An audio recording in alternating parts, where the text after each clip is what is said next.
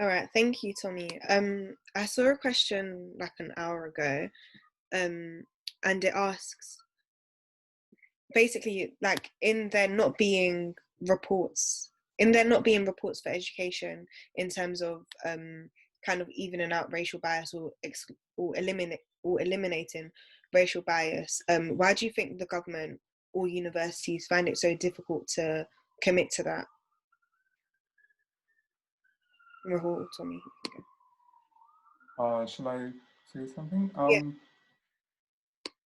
I think universities find it quite easy to commit to a certain kind of anti-racist work. And this is the work that usually takes the form of representation. Recognition and representation is easy enough for universities to do and is often very quickly transformed into a way of marketing the university as progressive.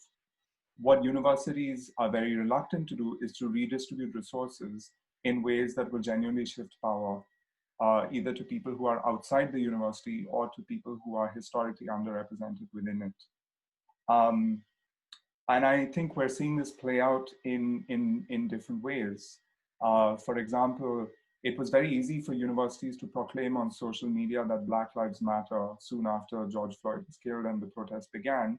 And at the same time, in anticipation of financial losses due to COVID, they were firing most of their academic and non-academic precariat in which Black and brown people are disproportionately represented.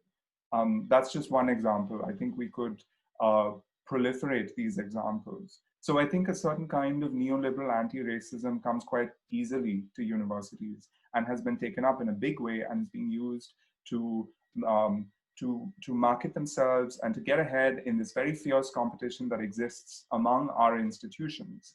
But obviously, this is not enough. And what we are pushing for, I think, in this conversation is a different kind of anti-racist work that truly redistributes resources and power. I hope we can think together about ways in which to do that.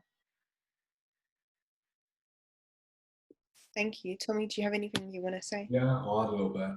Yeah, I think the idea of neoliberal anti-racism is very important, and something that's worried me in general is just the sort of general co-option of the Black Lives Matter movement by corporations and by the state.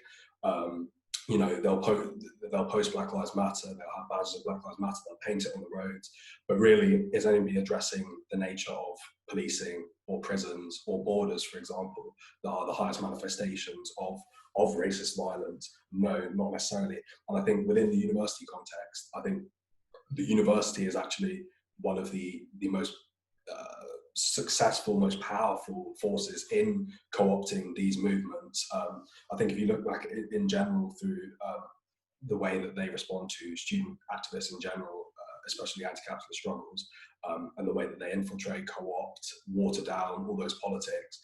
They have a very, very long history of doing it.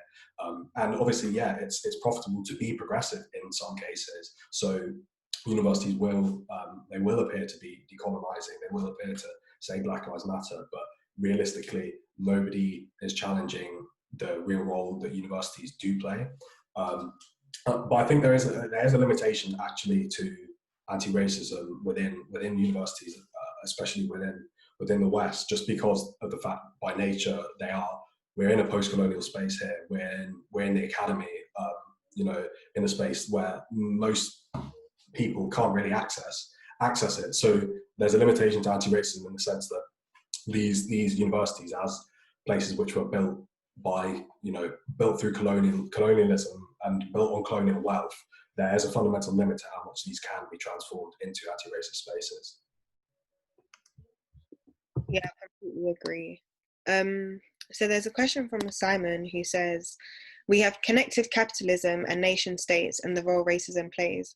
However, one of those who has most benefited from COVID-19 has been Amazon and platform capitalism in general. Is there a threat they could supersede the nation without seeing any progress in racism? So not directly like related to the university space, but in general.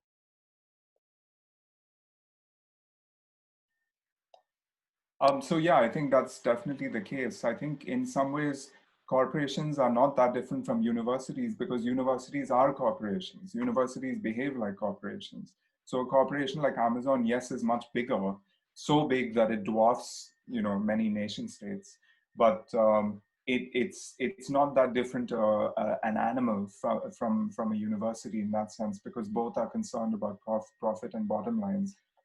I've written about this in a slightly different context, talking about the ways in which corporations have tried to market themselves as LGBT friendly, and I've called this homo capitalism. And I think you see something very similar with the performance of racial progressiveness on the part of companies. So just like universities, companies have also come out in favor of Black Lives Matter. For a very long time, companies have diversified the kinds of messages they send to the market through advertising. This is a way, in fact, of cultivating niche markets, of expanding market share, of reaching new markets. And again, it's a shallow engagement with social justice movements.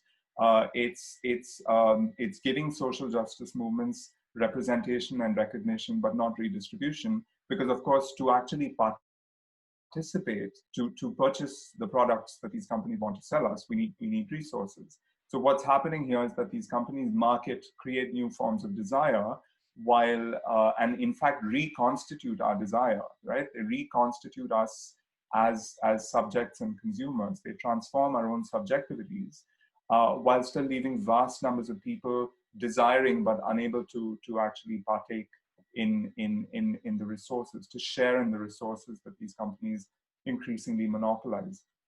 So what we see is upward redistributions of wealth, leaving a vast kind of disenfranchised population that wants the good life that is sold to us by these companies but cannot actually afford it. So in that sense, I don't actually see universities and corporations as being that different from each other. At least here in the UK. I want to recognize that there are public universities in other contexts that operate quite differently and that actually face quite a different set of circumstances. So when I think about public universities in India, for example, the way in which a fascist government attacks these universities is quite different. It's hard for me to think of parallels in the UK for the kind of fascist onslaught on public universities. And just thinking recently to the way in which the Indian government has reacted to protesters against the Citizenship Amendment Act in India, and particularly the way in which it has attacked students in historically Muslim universities, such as Aligarh Muslim University and Jamia Millia Islamia. That, I think, reveals a very different potential for the university as a public space. And those universities are seen as dangerous by the state in a way in which I don't think any university in the UK is seen as dangerous in that sense by the British state. So I'm also wary of generalizing across country contexts. When we speak of the university and the academy, I don't think we can have a kind of abstract, decontextualized discussion of these things. Okay, thank you. Tommy, do you want to add anything?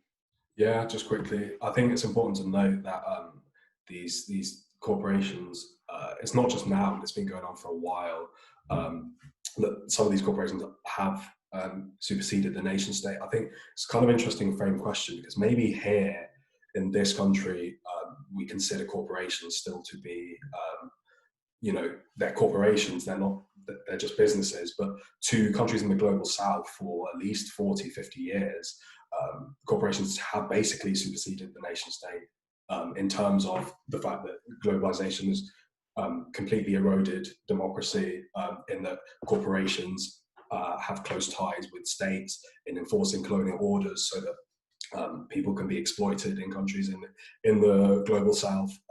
So I think it's just an interesting point in that only now do we see Amazon as some tyrannical company, and we weren't seeing, for example, BP as something which has equal power to some sort of nation state in 1953, when it literally called for a coup to support its own interest in Iran. And I think going back to universities, like I was saying, they are corporations, so what they do is ultimately going to be for profit.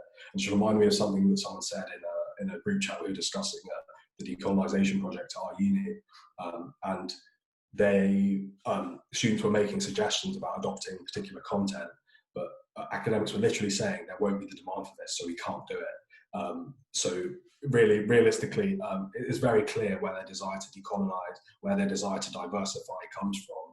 It's certainly not out of a desire to see progress in racism, but it's out of a desire for profit. And I think understanding that universities are profit